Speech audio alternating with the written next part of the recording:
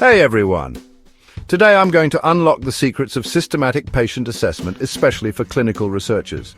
Think of it like assembling a puzzle. Each piece of data you gather is crucial. First up, patient demographics and medical history. Know your patient's background inside out. Then dive into their complete medication timeline. What drugs have they taken? When did they start? Any changes in doses? Next, let's talk lab results and diagnostic tests. These are your hard evidence. Don't forget the physical examination findings and the patient's subjective experiences, their symptoms and feelings. Now, let's create a visual story. Picture a timeline with drug start dates, doses, symptom onset, and progression. Include any interventions and outcomes. Don't miss out on concurrent events and other medications. When it comes to weighing evidence, imagine a scale. Strong evidence includes things like laboratory confirmation and re-challenge. Moderate evidence covers known reaction patterns and timing. Supporting evidence can be previous reports and biological plausibility. In a hospital setting, rapid assessment is key. You may face the challenge of limited historical data and need to make quick decisions. Team collaboration is crucial here. In clinical trials, structured data collection and predetermined assessment criteria are your best friends. Blinding considerations and regulatory reporting requirements add an extra layer of complexity. Post-marketing surveillance is all about handling incomplete information. Look for population-level patterns and integrate signal detection for long-term monitoring. Remember, whether you're using the Naranjo algorithm or other assessment methods, the key is systematic evaluation and thorough documentation. Your assessments impact not just individual patient care, but contribute to our broader understanding of drug safety. That's it for today. Keep these techniques in mind and you'll be well on your way to mastering patient assessment. Stay curious and keep learning.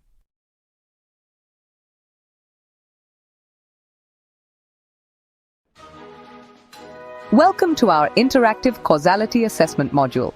Today, we'll explore real-world scenarios that will challenge your analytical skills and build your confidence in handling pharmacovigilance cases.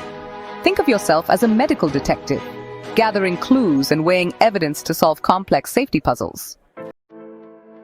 Let's begin with our first case study. Sarah, a 45-year-old woman, visits her dentist for a persistent tooth infection. She starts amoxicillin 500 milligrams 3 times daily. 3 days into the treatment, she notices an intensely itchy red rash spreading across her trunk and arms. The rash develops small, fluid-filled blisters. She has no history of drug allergies and takes only an occasional multivitamin. The rash improves within 2 days of stopping amoxicillin. As you analyze this case, consider how the clear temporal relationship strengthens your assessment.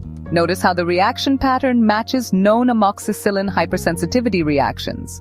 The absence of alternative explanations and the positive D-challenge make this an excellent starting point for practicing causality assessment. Our second case introduces greater complexity. Robert, a 60-year-old man with newly diagnosed hypertension, begins treatment with lisinopril, 10 milligrams daily, amlodipine, 5 milligrams daily, and hydrochlorothiazide, 12.5 milligrams daily. Each started 5 days apart. 2 weeks after starting the last medication, he develops a persistent dry cough that's particularly troublesome at night. His blood pressure is well controlled at 128 over 82 millimeters of mercury. This case requires careful consideration of multiple factors. You'll need to research the known side effect profiles of ACE inhibitors, calcium channel blockers, and thiazide diuretics. Consider how the staggered introduction of medications helps isolate the potential cause. Look for clues in the nature of the cough and its timing relative to each medication's initiation. Now for our most challenging case. Margaret, a 72-year-old woman with type 2 diabetes, chronic heart failure, and rheumatoid arthritis, presents with acute kidney injury. Her serum creatinine has risen from a baseline of 1.2 milligrams per deciliter to 2.8 milligrams per deciliter over 2 weeks. Her medication list includes metformin, furosemide, ramipril, methotrexate, and prednisone. She recently started celecoxib for arthritis pain and trimethoprim sulfamethoxazole for a urinary tract infection. Additionally, she experienced 3 days of reduced oral intake due to gastroenteritis last week. This complex case mirrors the challenges you'll face in real-world pharmacovigilance. You must consider the impact of her compromised heart function, the nephrotoxic potential of her medications, and the role of dehydration in her acute kidney injury.